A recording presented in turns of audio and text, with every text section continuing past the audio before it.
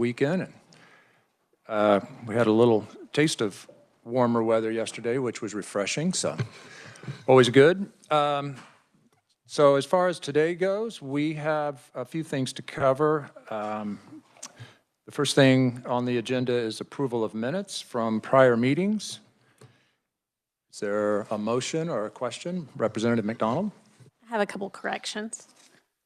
I'm sorry, I have a couple corrections. Thank you, Mr. Chair. Do we do that before or after we do motions?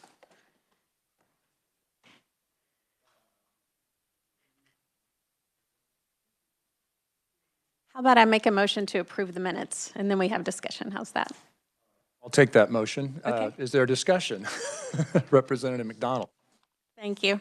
I have a minor grammatical correction on the February 2nd meeting. At the bottom, almost to the bottom, it says, Representative McDonald requested blah, blah, blah. This if, basically age gating, and it should be this is age gating. And then on the February 11th meeting, which was our last meeting, there's no mention in these minutes of the objection that Democrats had, that no Democrats were consulted or involved in this so-called AI task force.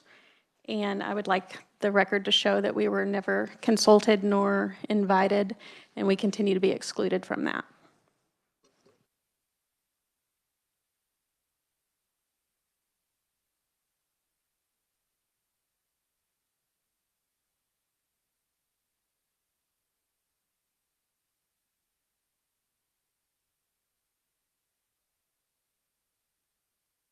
So you would like revision to show that there were concerns voiced. Is that what you're asking? I would like the record to show that Democrats were neither consulted nor involved in the involvement, the creation of this or the implementation of this so-called AI task force, and that we object to that. All right, we can add those objections to the minutes, sure.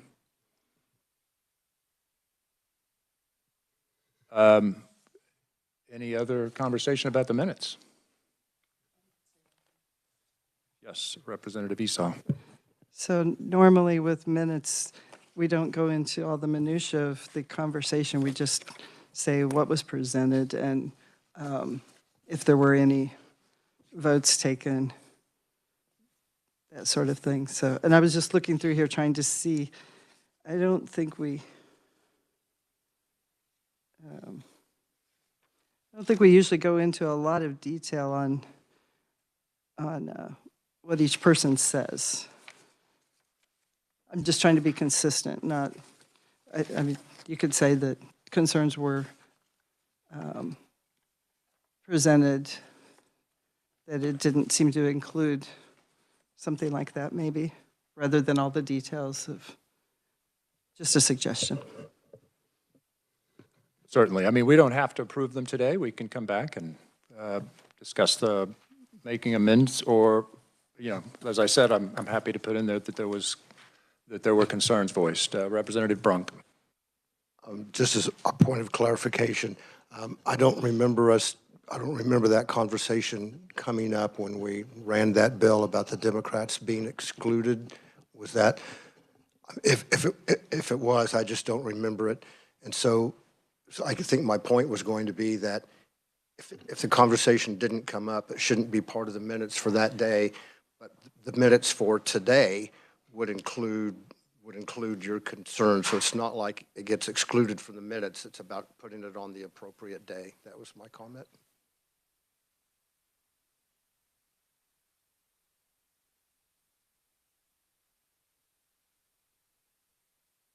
Sorry, Representative McDonald. Thank you, Mr. Chair. Representative Brunk, there were two different meetings. There is a bill that proposes we create an AI task force, and very much I am in favor of that bill. It does mention and include Democrats. That's not what we discussed at our last meeting on February 11th. On February 11th, we were informed that there's been some sort of AI task force that, I mean, that's what they're calling it. It's not public. It's not been, there are no minutes available. They've been meeting This was the first we'd heard about it. So I think that's part of the frustration. There's supposedly some AI task force, and these minutes, the reason, Representative Esau, I'm bringing this up is it's confusing. These minutes refer to it as the Legislative AI Task Force. And as far as I'm concerned, we don't have anything official like that. I'm on the Education Funding Task Force. There's a whole website for that. And public meetings, minutes, that's not what this is. If we want that, then we needed to be having a hearing today on HB 2592, which would create what you're referring to, the AI task force, that is much more balanced and thoughtful and inclusive. So I think my point maybe stands further, that these minutes make it seem like those two things are the same when they're in fact very different.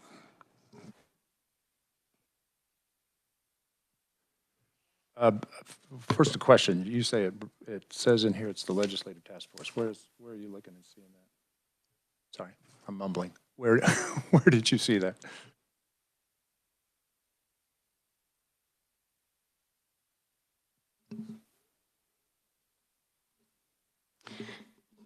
The second paragraph says, after reviewing best practices nationwide and outlining what would most benefit Kansas, multiple working discussions were held with Majority Leader Croft, and the task force was authorized. Okay, you had said a longer title there, and I didn't see that, but all right, thank you. Representative Brantley, sorry.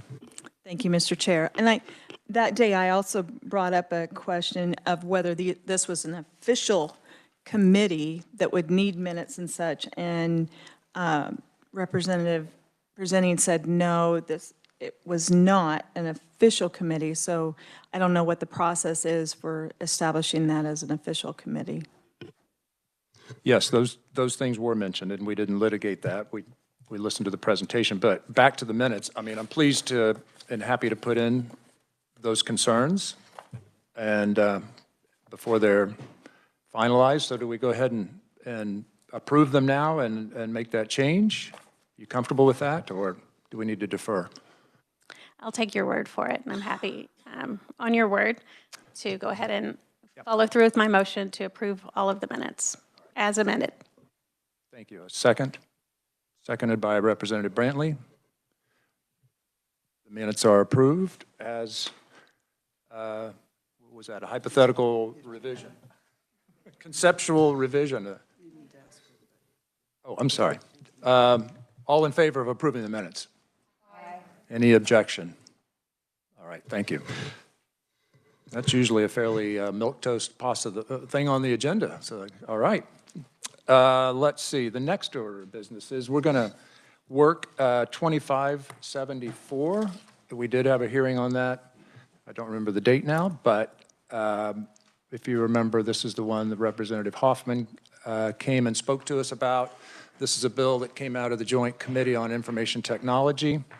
So I'd like to work that today. I believe we will get a brief by the reviser first. Sure. Thank you, Mr. Chairman. House Bill 2574 removes the expiration of certain cybersecurity requirements that you guys put in place with Senate Bill 291. It modifies the duties of the Chief Information Security Officers and the cybersecurity programs that are created throughout the different branches and independent elected offices. It requires assessment of executive branch agency compliance with cybersecurity requirements, and it provides for consideration for that compliance by the legislature during the budgeting process. And then it also creates the Judicial Branch Technology Oversight Council. All right. Thank you for that. So there are some known amendments. The reviser, I believe, has a technical amendment that you would like to discuss?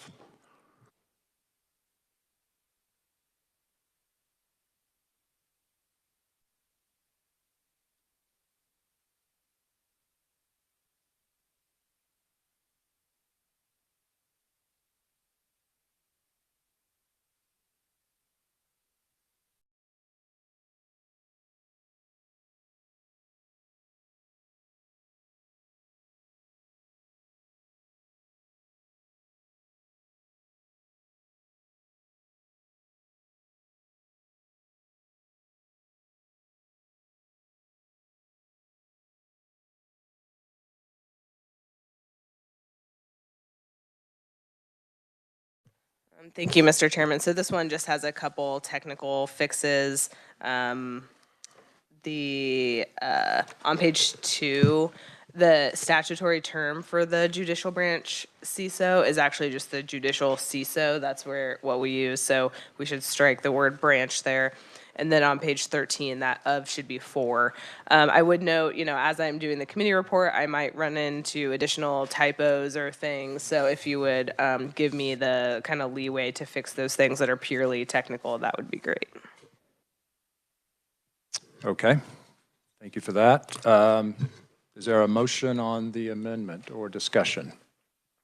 I would move that we adopt this amendment and give the reviser the discretion to fix any technical things. All right, seconded by Representative Simmons. Discussion or questions on the amendment? Seeing none, who made the motion? You'd like to close your motion, and I close. all in favor of amending 2574 for the technical corrections on the amendment, say aye. Aye. Any opposed? All right, the amendment passes. The next amendment, I believe, is for the reference to NIST, if you'd like to pass that one out. Thank you.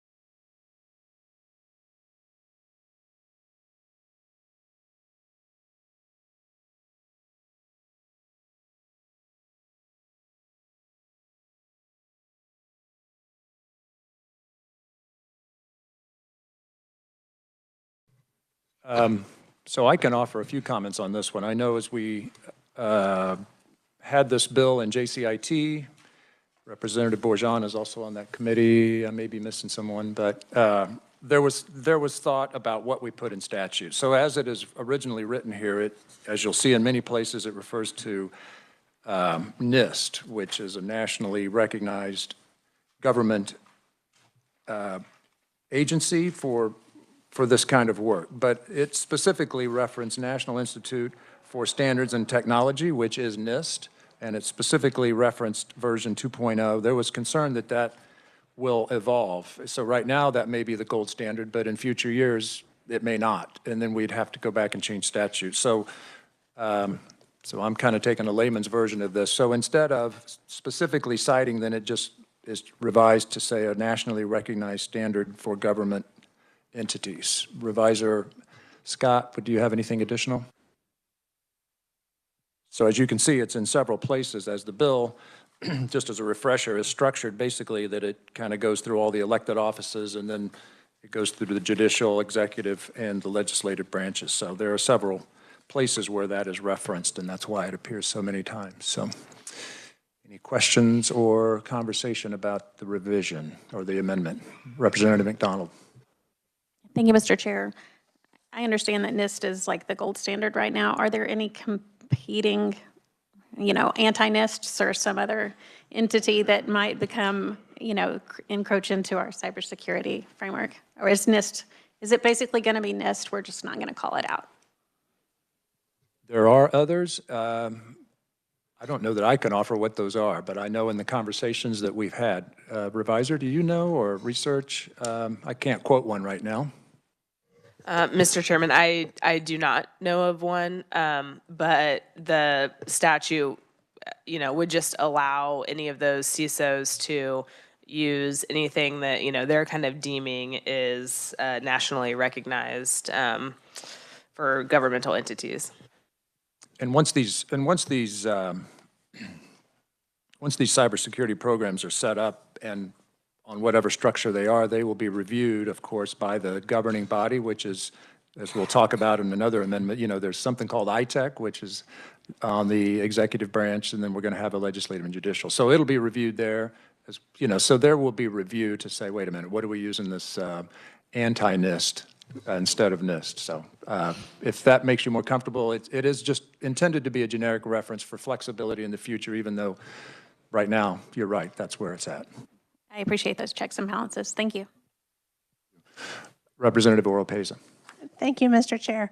Are there, or should there be any type of guidelines? I'm not familiar with even a potential anti-NIST, but is there any guidelines that we should implement to ensure that we're getting a non-bias potential national group? I'm probably not the best person to ask that question to, but I think, as I said, there are bodies that will not just allow someone to be picking, you follow? Okay. So there's So a there is review gonna be process. checks and It's not just that balances. somebody gets to choose, the flavor of the day and get on with it. So hopefully that makes you comfortable.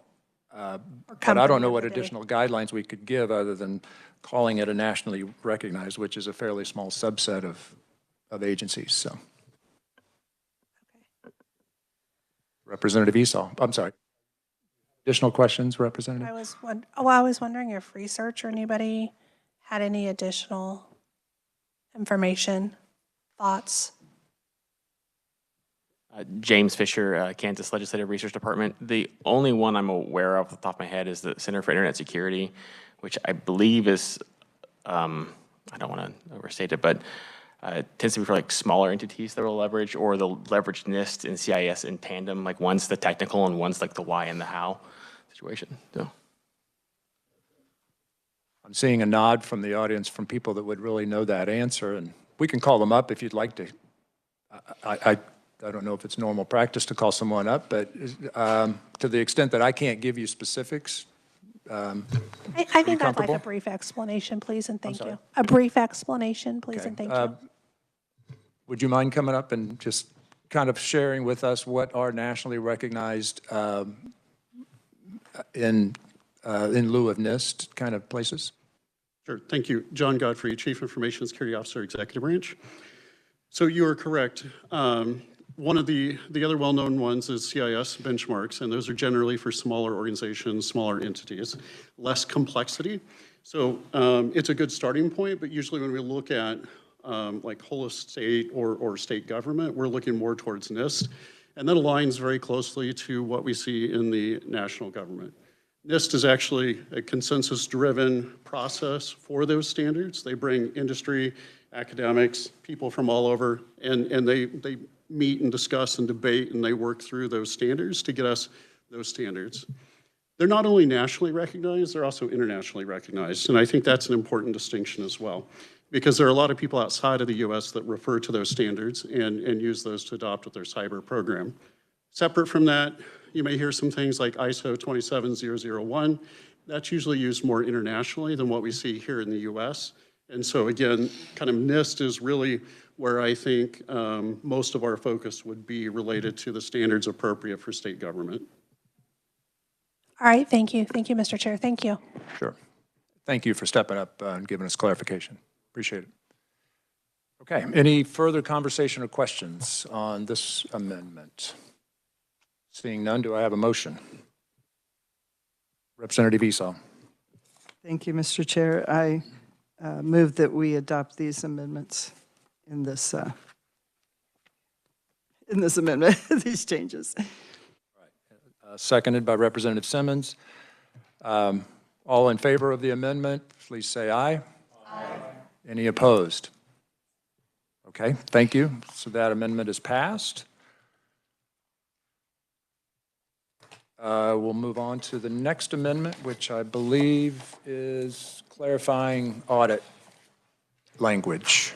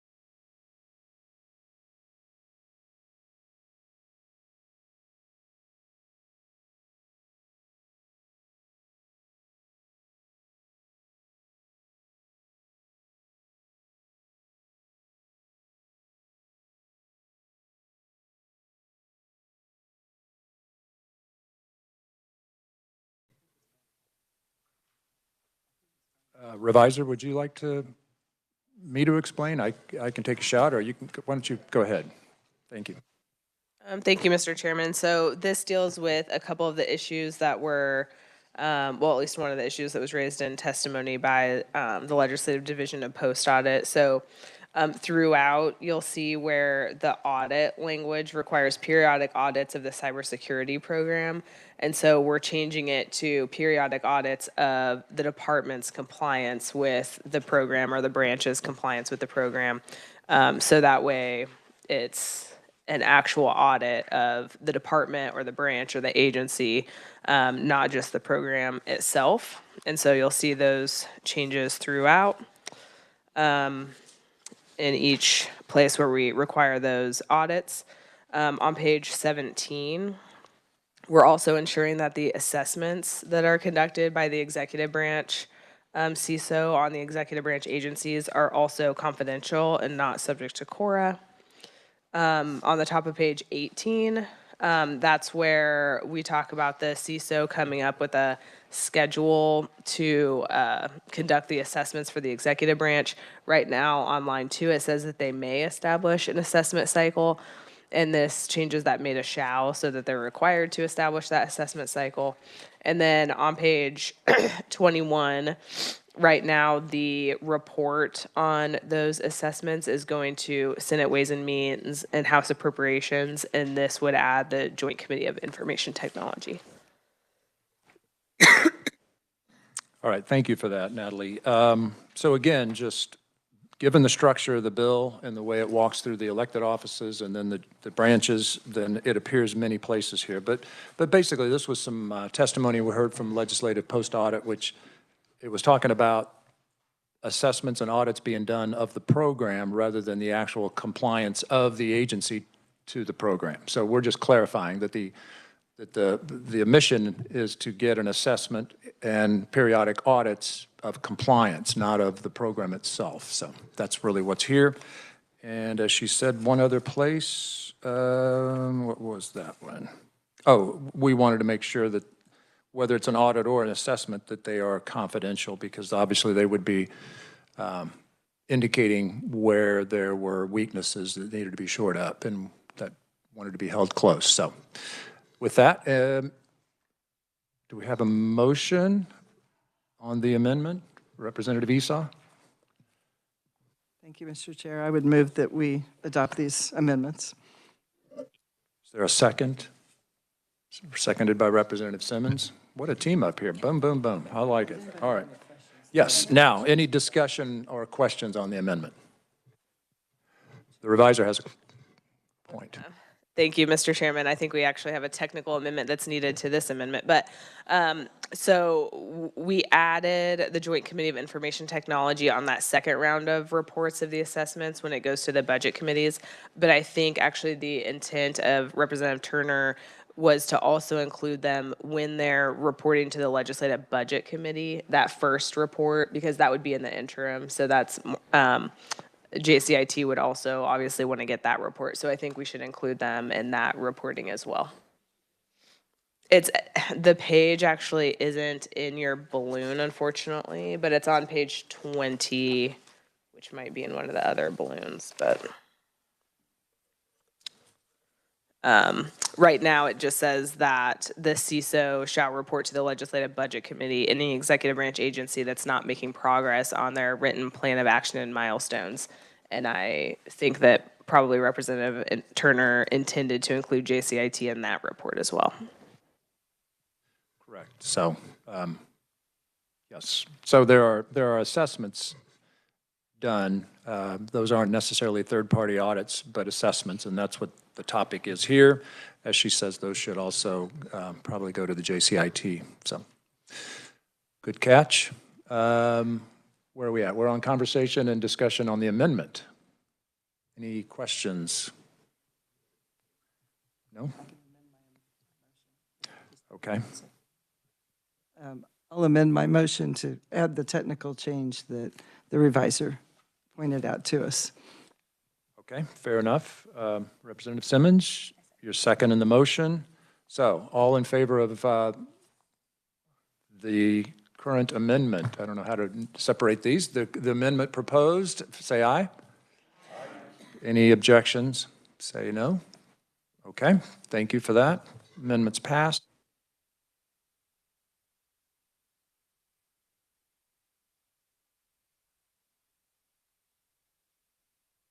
I believe we have at least one more that I'm aware of. Others may have some, but if the reviser would pass that one out.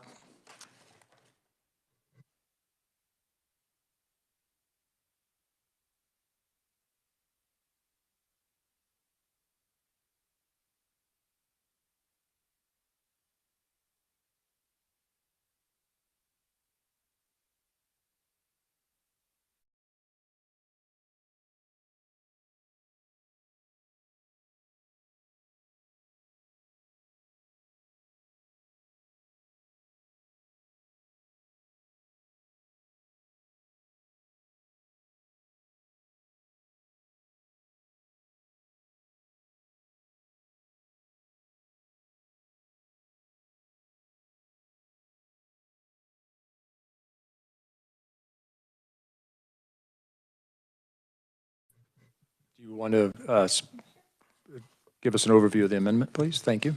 Thank you, Mr. Chair. So this amendment on page 1, you'll see it's establishing a legislative branch information technology oversight council. The membership of the council would be determined by the legislative coordinating council. And then the duties of the council match what the judicial branch council that you're creating there is.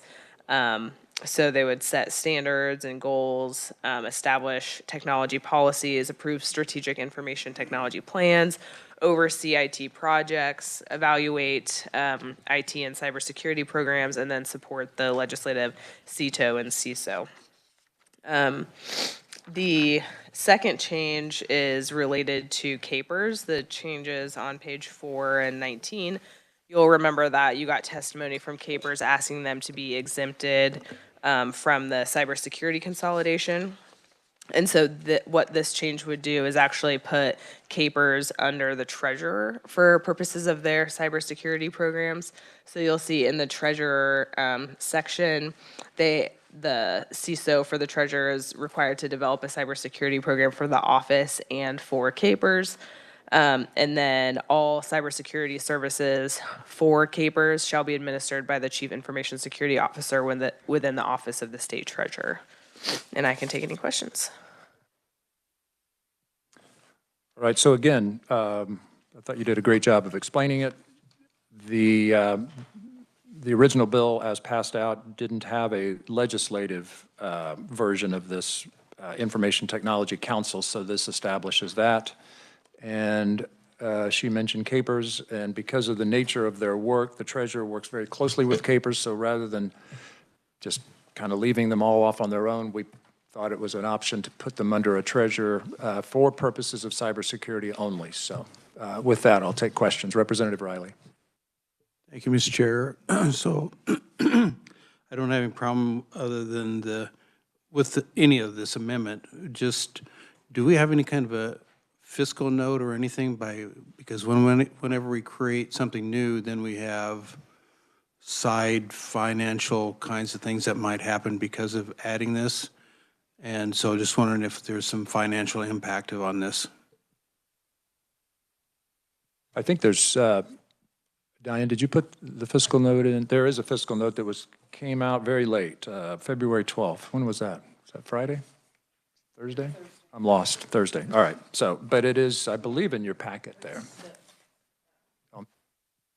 Mr. Chair, just to clarify, I think what Representative Riley is asking about is the potential fiscal impact with this amendment. So that wouldn't be included in the fiscal note because it's not part of the bill yet. I can tell you on that, both parties, both the Treasurer's Office and the CAPERS folks, it was discussed with them. That wasn't mentioned, but as is typical when we have an amendment, we don't have a fiscal note for just the amendment. So, Representative McDonald. Thank you, Mr. Chair.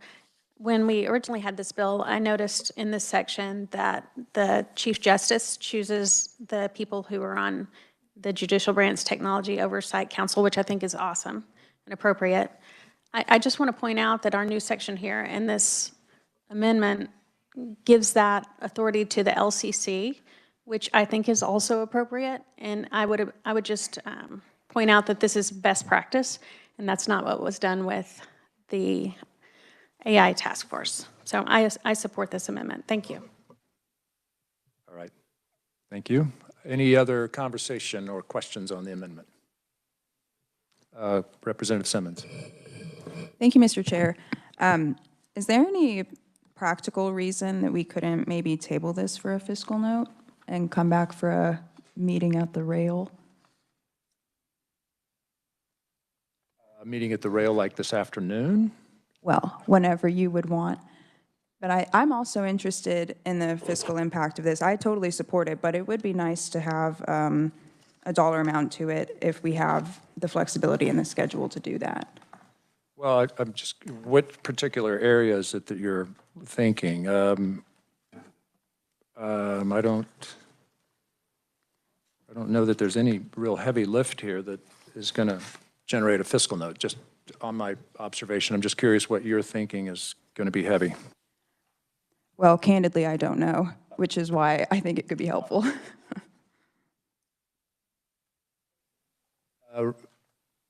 Yes, Revisor Scott.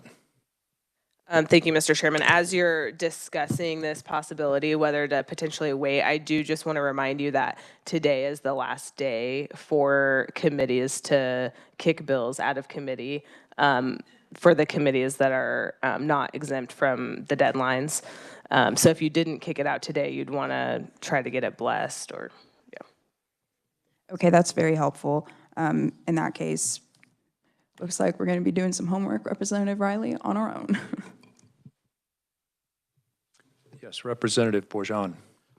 Thank you, Mr. Chairman. I just had a comment. I think this is an important amendment because it holds the legislative branch to the same standard as the other two branches. So I appreciate you bringing it. I think it's important. I think we can figure out the fiscal impact. I don't think it's going to be substantial.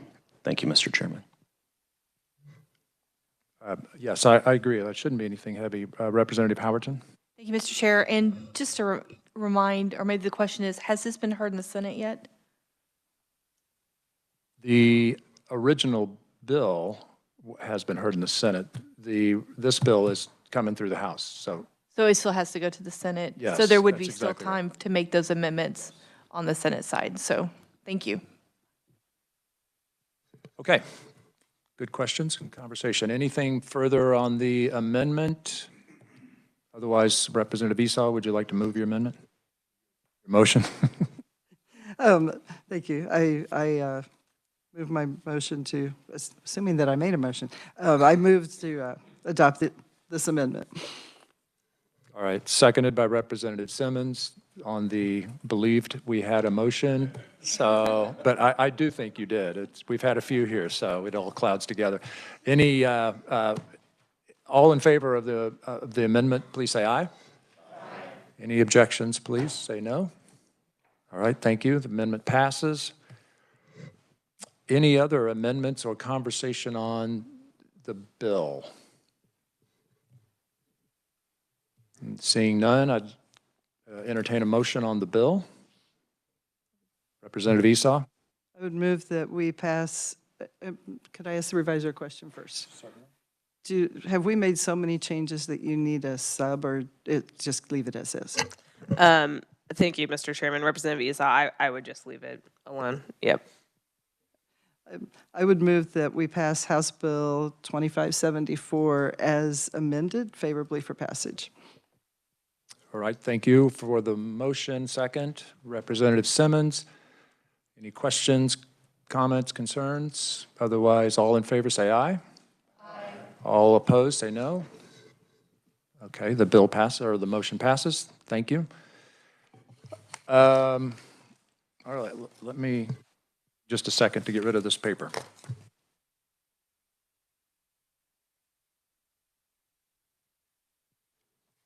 And while I'm doing my paper here, so there was a bill that I mentioned earlier in the session, or in the session, in the meetings that we had, 2270.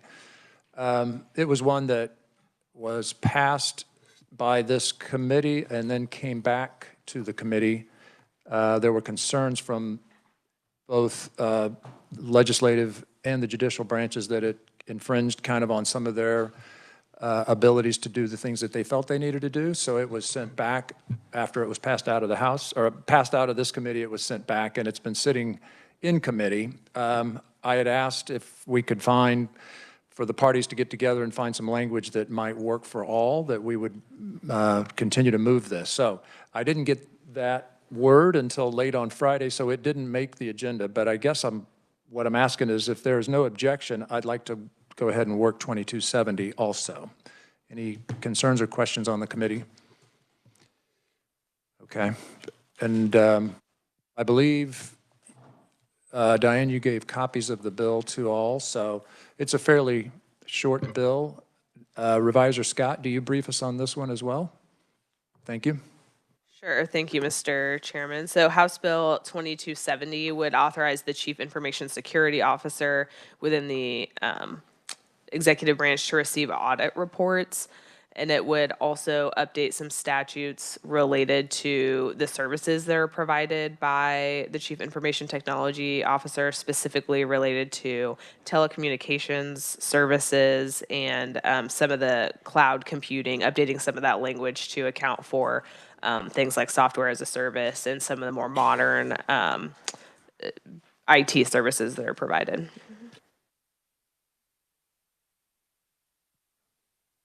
All right, thank you for that. Yeah, I think it's just basically putting some things in here that in the original draft of this, like iCloud services, as the reviser mentioned. So you can see what the original and there is an amendment now. I guess, Reviser Scott, do you have that amendment that you could distribute, and we can discuss that? Thank you.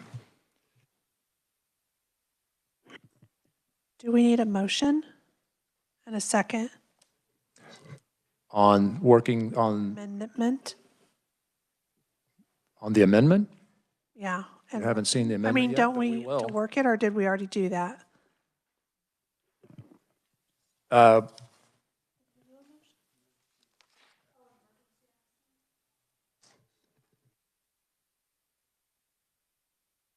I don't know that it's emergency action. It's not like we heard it and we're working it in the same day. This isn't the same day.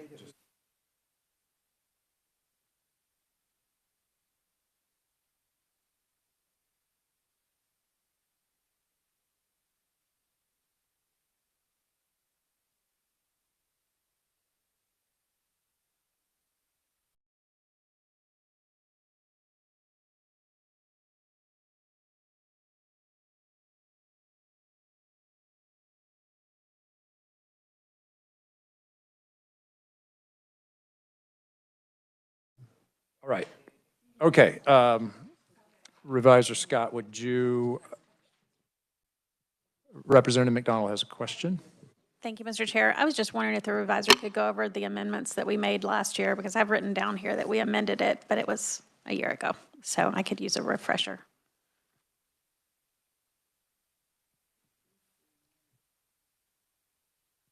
Mr. Chairman, you guys did not actually amend this bill. You passed it out of committee. I wonder if you might be thinking of 2271, which was? I may have written that on the wrong page. Okay, yeah. That helps. It's kind of confusing because the numbers are so close together, but you did make amendments to a different bill last year, but this one you kicked out with no amendment. Yeah, I actually think that might be part of the problem, is that there was concerns voiced in hearing that didn't get put on before the bill got kicked out of committee. So anything further? Otherwise, we'll go, Reviser Scott will give us a quick brief. Thank you. Sure. Thank you, Mr. Chairman. So the first change on page 2, where it talks about infrastructure as a service and platform as a service cloud computing services being performed by the Office of Information Technology Services, it clarifies that that is for those services provided within the executive branch agencies. On page 3, the original bill added some provisions relating to telecommunications equipment or software. essentially that the executive chief information officer would have authority to control acquisition and retention of all of that. But we're removing the reference to equipment and software, so it would still just remain telecommunication services like it is in current law. You'll also see starting in line 25, where the executive chief information technology officer may authorize a division, department, or agency to procure its own telecommunications services. We're removing the reference to equipment or software. And then there's a reference that is used in the subsection telecommunications equipment does not include cell phones or satellite phones. We're removing that because now there won't be any references to telecommunications equipment throughout the rest of the bill. On page 4, you'll see section 5 is completely removed from the bill. What that would have done is say that telecommunications equipment includes networking and telephone hardware and related telecommunications software or cloud solutions. That amendment is being stricken, and so since there's no other changes proposed in section 5, it's going to be completely removed from the bill. It doesn't repeal the section, it just means that KSA 754710 will remain as it is in current law. And then I think that's the last change. The title and repealer are updated to reflect, this is a carryover bill, so we're just updating the sub-references, and then it's updated to take care of removing section 5. And I can take any questions. Thank you for that, and I had a couple of back and forths with Natalie about section 5, because, yeah, so it's not being stricken from statute, it's only being taken out of this amendment because there's no change to that particular section. So, again, this is just clarifying roles a bit, and so the current executive chief information technology officer has oversight of our networks, and the intent was just that as things are envisioned by other branches that would attach to those, they just want opportunity to say it's compatible, you know, because we don't want a situation where somebody goes out and buys something and then it's not compatible. So I think that's the spirit of this language now, and all parties are comfortable with it, and or even in the room, maybe. I haven't looked, but so with that, I'd like a motion on the amendment. Thank you, Mr. Chair. I move that we adopt this amendment. Could I get a second? Representative Simmons, thank you. Conversation or questions on the amendment? Representative Riley.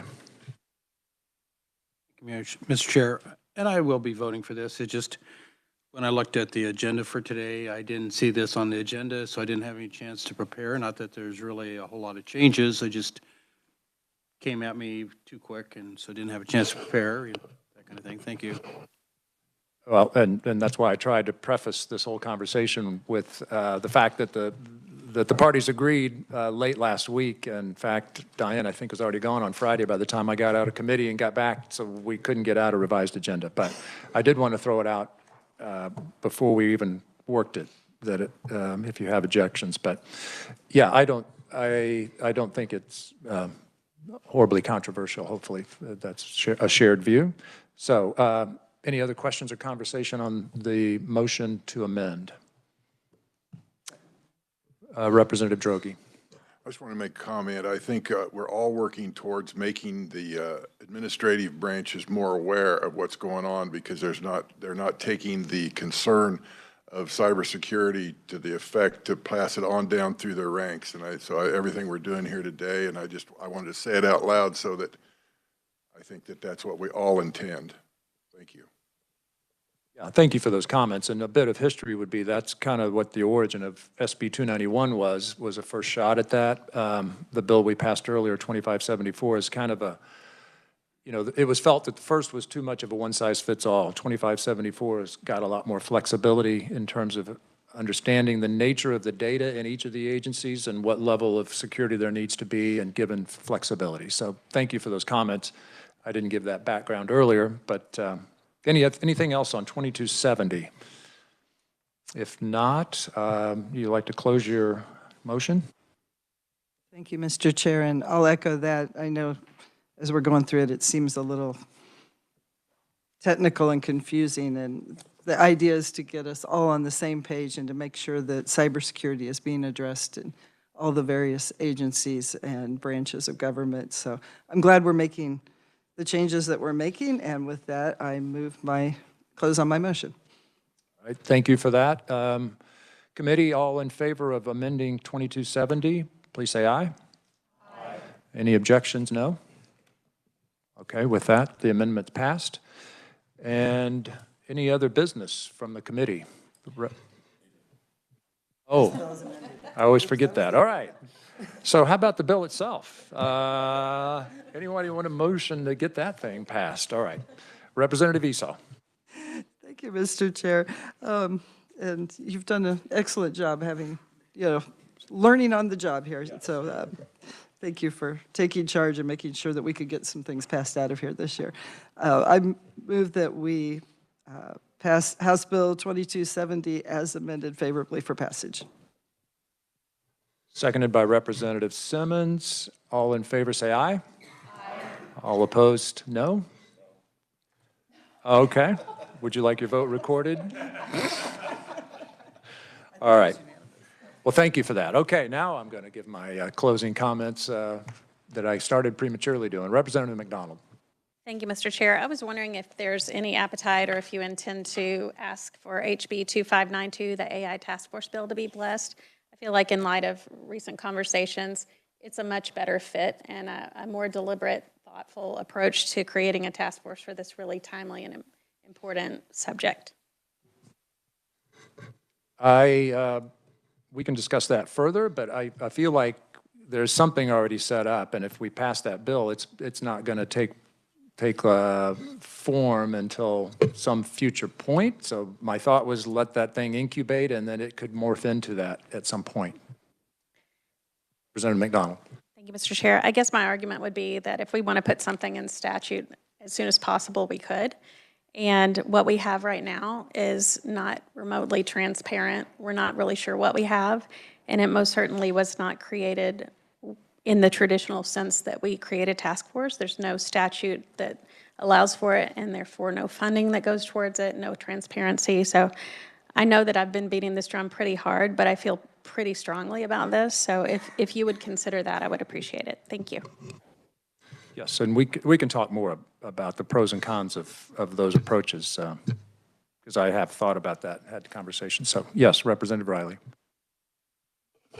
Thank you, Mr. Chair. This committee's been going now for, is it 4 years or 6 years? 4 years. Well, I was on it originally, so started losing track. So I really appreciate what you've done this year. When we originally started this committee, we had a lot of things thrown at us. So at least this year, and I think going forward, we should just rename this the IT Modernization Committee, because that seems to be, last year, this year, that seems to be the bills that we cover and work on. And so let's put that forward to the speaker. Thanks. Well, that's a fair point. We have the joint committee on IT during the interim, which of course isn't a bill-making kind of a committee, but during the session there is quite a bit of this things that come up. And you mentioned the committee, and as we discussed in earlier meetings, the first couple of years, I think by design, were a lot of informational hearings about the various pieces of, what do we call it, the administration, I guess, from all branches. So we had a lot of informational hearings, and from those, the idea was to kind of sift out what are some things that we could do, and still looking for ideas, and that's still an open field, of course, because we're going to come back and have some more meetings afterwards. So always, my door's open. I'd appreciate any thoughts. Representative Carr. Thank you, Mr. Chair, and I want to digress just a moment. With respect to my colleague, Representative McDonald's question, when you said that we would revisit that that process later, was that the process of forming the task force? Is that what we were talking about? Was I mistaken there? Well, I'm not sure. She asked about the bill that we did have a hearing on and formally pursuing in statute, which was a very structured bill, as opposed to the task force that is already kind of up and running? Is that what your question is? Yeah, so that was, or maybe I should ask Representative McDonald to repeat that question with respect to the task force. And my point of interest is that we would review at some later date when both parties would have participation. Is that what I was hearing? Well, I think we would review at some later date, yes. I think the topic of whether we put in statute this task force is definitely up for discussion. But I'm sorry, Representative McDonald. Thank you, Mr. Chair. I guess my original question to the chair was if he would consider asking for HB 2592, which is the AI task force bill that is much more balanced and in statute, to be blessed, because today's a deadline. And I know that we can shuffle things around magically and that nothing's ever dead around here. But I would hate to see something that is this thoughtfully put together die today. And while I appreciate that there could be many reasons for and against having a whatever, I don't know that I would necessarily think we should call it a task force if it hasn't been even discussed by the LCC to my knowledge. So I guess I take issue, this whole thing has muddied the water and made it seem like we're doing something that we may or may not be doing, and there's no transparency, there's been no communication. I'm not faulting you, but I am faulting some people in this building who routinely dismiss Democrats. We're an afterthought, and it's insulting. It's disrespectful to the people who sent Democrats here. So with as much calm and patience and kindness and rapport as I can, I do think this merits a discussion with the speaker. Thank you. Noted. Okay. Thank you. I'm going to tend to agree. I don't think that there should be anything that takes place under this dome that doesn't have at least an opportunity for equal representation. Oftentimes I have to stand and remind people that the people that I represent are just as important as the people that everyone else represents. And I feel the same way about those people in other districts. Their representative and their voices definitely need to be heard. And if, in fact, this is what took place here, and that's what I'm assuming, then I definitely stand behind my colleague, Representative McDonald, in her motion to bless this and work on it later. I just, doing things without representation, I mean, it might sound cliche, but it just sounds so First Amendment-ish, so constitutional amendment-ish. Yes, Representative Oropeza. I'll have to agree with my colleagues. There's definitely a lack of bipartisanship with this task force that was developed. I know the representative came and talked with us, kept referencing ChatGPT, but when I talked about my personal experience with AI, that was not ChatGPT. That was something that was truly vetted, something truly for healthcare, something that was looked into and very much researched. I didn't correct him at the time, but maybe I should have, because not everything is ChatGPT. That's free.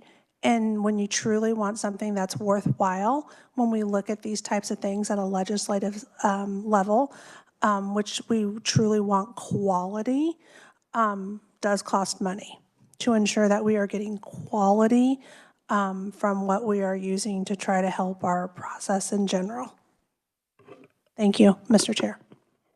Certainly. And yeah, we can talk. I don't see that as I guess all things become political in this place, but